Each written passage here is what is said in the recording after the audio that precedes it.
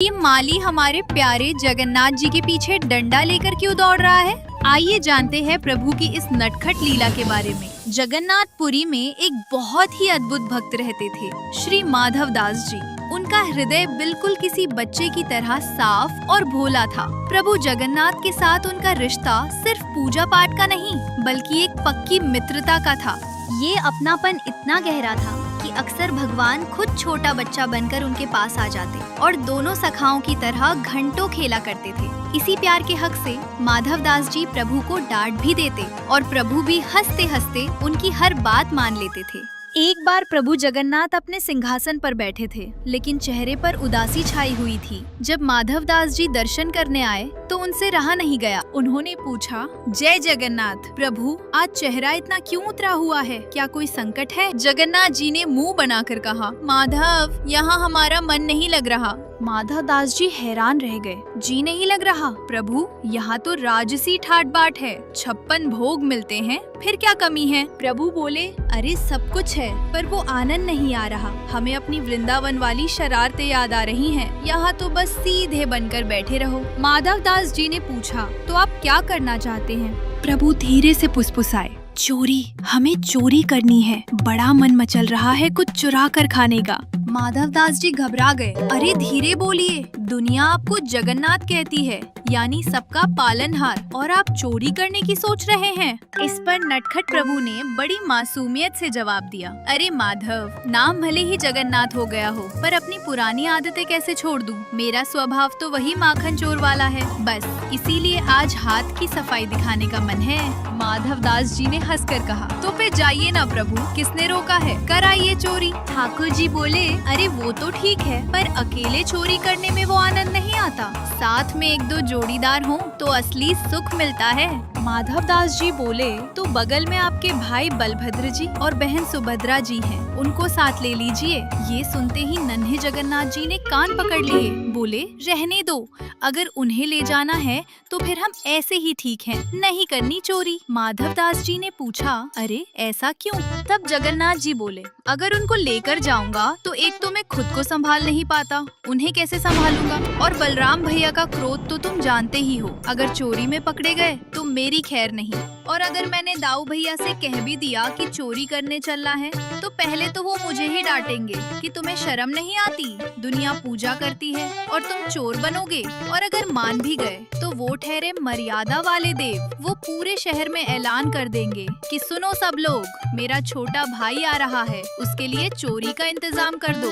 अब बताओ माधव, जब सब लोग खुद ही सामान दे देंगे तो चोरी का मजा क्या खाक आएगा? भैया के डर से तो कोई मुझे डांटेगा भी नहीं, इसलिए तुम ही सबसे सही हो, तुम ही मेरे साथी बनोगे। माधव दास जी ने हाथ जोड़ लिए। प्रभु, मैं ठहरा बूढ़ा आदमी, शमशान जाने के दिन नजदीक हैं, हाथ पैर कांपते हैं, मुझसे ये सब नहीं होगा। ठाकुर जी ने कहा, अरे तुम चिंता मत करो, मैं हूँ ना, बस मेरा साथ दो। माधव दास जी ने पूछा, अच्छा ठीक है, पर नियम क्या है? मुझे चोरी का कोई अनुभव नहीं है। जगन्नाथ जी ने अपनी तरकीब समझाई। देखो, दो बातें याद रखना। पहली, तेजी रखनी है, लेकिन आवाज बिल्कुल नहीं होनी चाहिए, कोई खटपट नहीं। और दूसरी, अपनी आँख और कान खुले रखना, पलक भी मत झपकाना, ताकि कोई देख ना ले, बाकी मैं संभाल लूंगा। माधव दास जी ने पूछा, जाना कहाँ है? किसी गोपी के घर? प्रभु बोले, नहीं नहीं, राजा के बगीचे में बड़े रसीले कटहल लगे हैं, वो राजा हमें भोग में खिलाता नहीं, इसलिए आज वहीं हाथ साफ करेंगे। माधव दास जी ने कहा, प्रभु चोरी क्यों करवी? राजा को संदेश भिजवा देते हैं, वो कल ही ढेर सारे कटहल भेज देगा। प्रभु ने मुंह बनाया, माधव तुम नहीं समझोगे, मामतर खाने में वो स्वाद कहाँ जो चुरा कर खाने में है। चोरी का फल मीठा होता है, तुम रात को तैयार रहना। माधव दास जी ने कहा,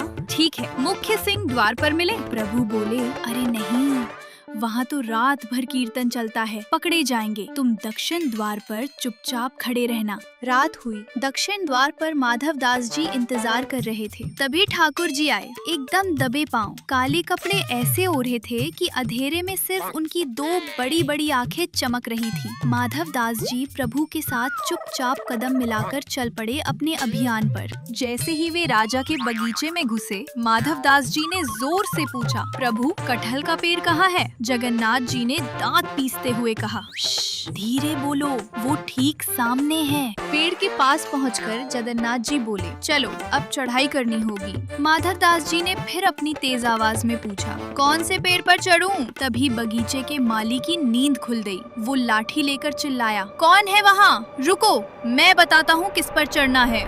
जगन्नाथ जी घबरा गए और तुरंत माधव दास जी को खींचकर एक झाड़ी के पीछे ले जाकर छिप गए। उन्होंने फुसफुसाते हुए कहा, क्या तुम मुझे मरवाओगे? मैंने तुमसे कहा था शोर मत करना। तभी माली वहाँ आया, इधर उधर देखा और चला गया। वे बाल बाल बच गए। माली के जाने के बाद माधव दास जी बोले, अब क्या उपाय है? जगन्नाथ जी बोले, देखो, एक ऊपर चढ़ेगा और तोड़ेगा, दूसरा नीचे लपकेगा। अगर कटहल जमीन पर गिरा तो धम से आवाज होगी और खेल खत्म। माधव दास जी बोले, प्रभु आप तो नाजुक हैं, कहीं गिर गए तो अनर्थ हो जाएगा, मैं ही चढ़ता हूँ। ठाकुर जी खुश हो गए। ठीक है, मैं नीचे झोली फैलाकर खड़ा हूँ। माधव दास जी पेड़ पर चढ़े और एक बड़ा सा कटहल पकड़कर ऊपर से ही चिल्ला पड़े, प्रभु ये वाला फेंकू या वो वाला? ठाकुर जी ने अपना माथा पीट लिया। लो, अब तो गए काम से।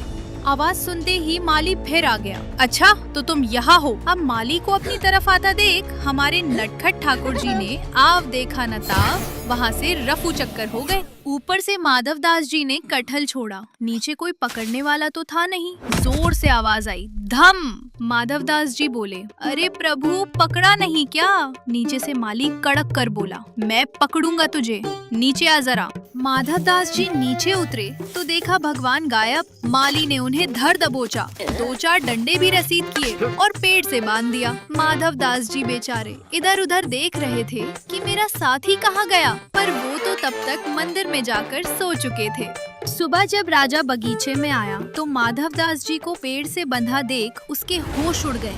वो दौड़कर चरणों में गिर पड़ा। अरे गुरुदेव, ये क्या अनर्थ हो गया? आप और चोरी? माली ने सफाई दी, महाराज ये रात को कटहल चुरा रहे थे। राजा की आंखों में आंसू आ गए। भगवान, आपको इच्छा थी तो हुक्म देते, मैं कटहल भिजवा देता, चोरी करने की क्या जरूरत थी? तब माधव दास जी ने मुस्कुराते हुए कहा, राजन मुझे देखकर लगता है कि मैं कटहल चुराऊंगा। अरे पुरी में सबसे बड़ा चटोरा कौन है? वही तुम्हारा सावरा। उसकी इच्छा थी चोरी करने की, मुझे पेड़ पर चढ़ाया और खुद भाग गया।